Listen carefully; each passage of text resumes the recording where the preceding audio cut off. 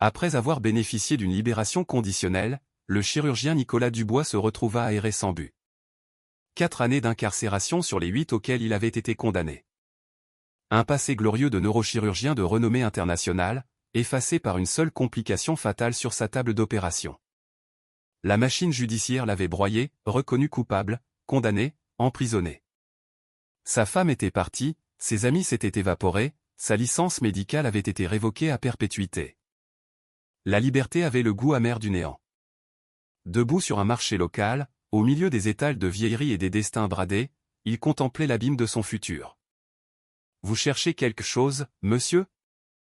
La voix était douce, légèrement rauque. Une femme rome d'âge mûr, nommée Rose, le fixait avec une intensité déconcertante.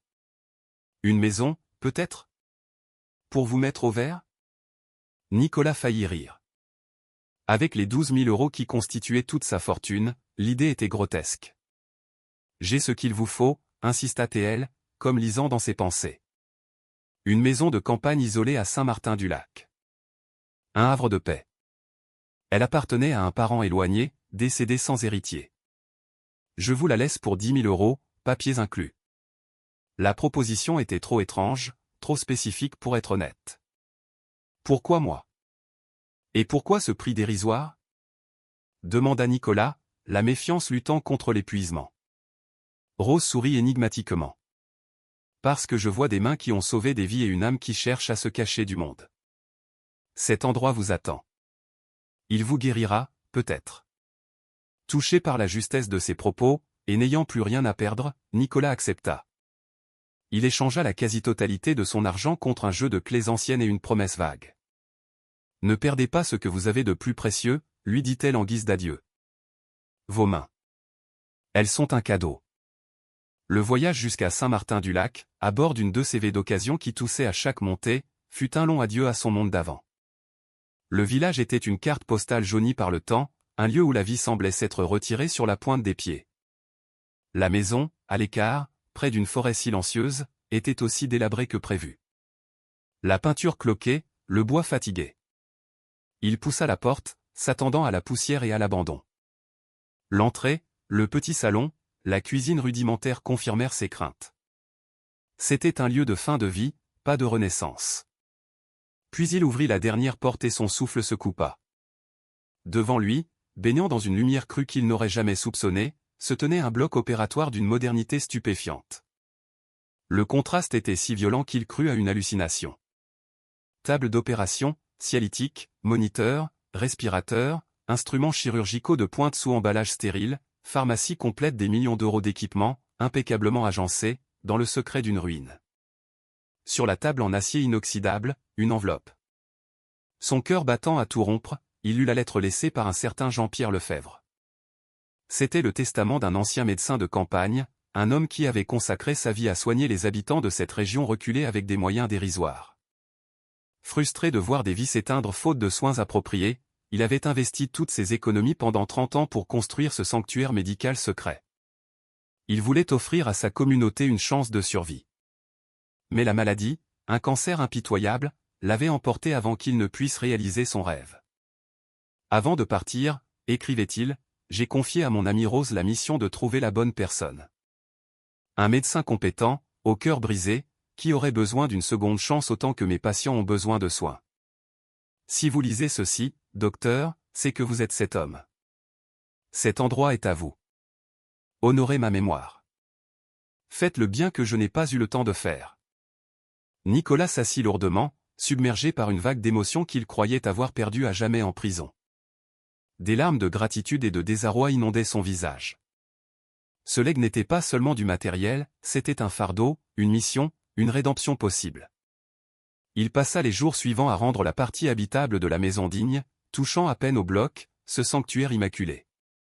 Bientôt, le destin frappa à sa porte sous les traits de Marie Durand, une villageoise voûtée par la douleur. Sa jambe, violacée et enflée, ne laissait aucun doute, une thrombophlébite sévère qui menaçait de tourner à la gangrène. L'hôpital est trop loin, trop cher, on m'a dit que vous étiez médecin, l'hésitation de Nicolas fut un supplice. Opérer sans licence, c'était risquer de retourner en prison pour des années. Ne rien faire, c'était condamner cette femme. Le visage de Jean-Pierre Lefebvre, qu'il imaginait bon et déterminé, s'imposa à son esprit.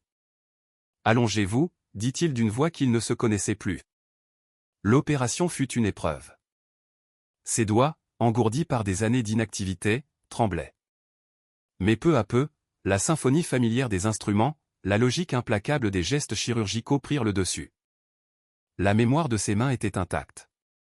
Le succès de l'intervention sur Marie Durand fit naître une légende. Le « docteur de la forêt » devint un secret de polichinelle dans la région.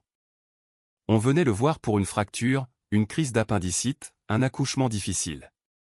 Il ne refusait personne, ne demandait jamais d'argent, acceptant les dons en nature comme une bénédiction. Il retrouvait un sens à son existence dans le service désintéressé, loin de la gloire et de l'argent qui avaient défini sa vie antérieure. Puis, un jour, la complexité de son passé le rattrapa. Une voiture de la ville se gara devant sa maison. Des parents au visage défait lui présentèrent leur fils de 8 ans, Léo.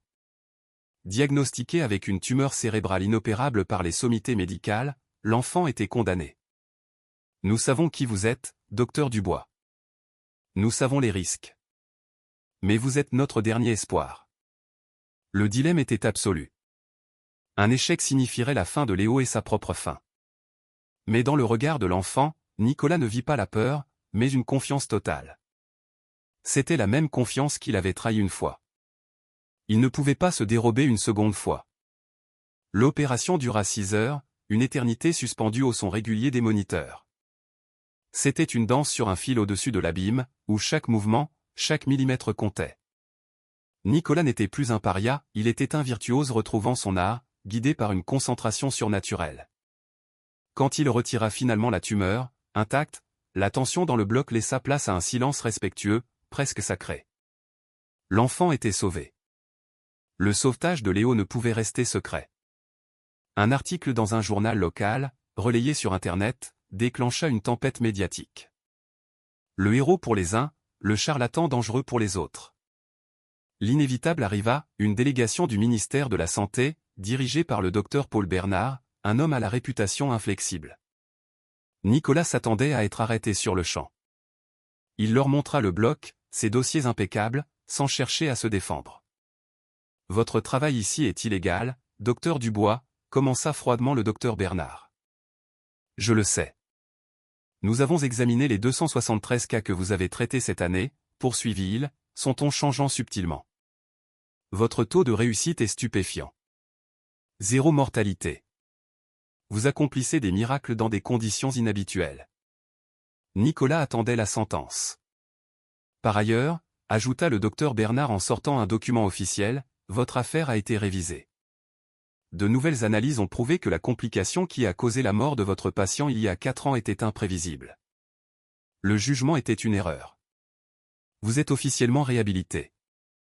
Nous sommes ici pour vous restituer votre licence de médecin. Nicolas sentit le sol se dérober. La justice, si longtemps son ennemi, venait de lui rendre son honneur. Nous avons une proposition, conclut le docteur Bernard. Transformez cet endroit en une antenne médicale officielle, sous votre direction. Le centre médical Jean-Pierre Lefebvre. Nicolas accepta, les larmes aux yeux. Le rêve du vieux médecin de campagne devenait réalité, porté par le chirurgien qui l'avait sauvé de l'oubli.